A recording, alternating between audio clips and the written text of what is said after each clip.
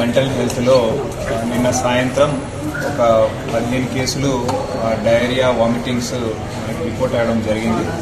So వెంటనే మన hospital సిబ్బంది అప్రమత్తమై వాళ్ళందరికీ కూడా సింప్టమాటిక్ ట్రీట్మెంట్ ఇచ్చినారు.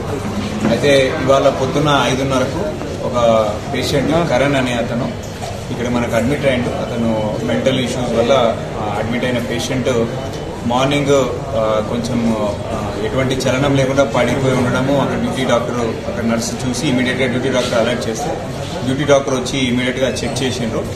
చేస్తే అతని వైటల్స్ కూడా అప్పటికే ఎటువంటి స్పందన లేకపోయేసరికి అతన్ని సిపిఆర్ ద్వారా కూడా చేయడం జరిగింది. అయినా కూడా అతను రెస్పాండ్ కాలేదు. దాని తర్వాత ఇమీడియట్గా హాస్పిటల్కి షిఫ్ట్ చేసినాం ఉస్మానియాకి. ఈ వాజ్ అప్పటికే చనిపోయినట్లు కూడా నిర్ధారణ చేసిండ్రు. అదేవిధంగా ఇవాళ అదే అబ్జర్వేషన్లో మిగతా హాస్పిటల్లో ఉన్నటువంటి పేషెంట్స్ అందరినీ కూడా పెట్టడం జరిగింది.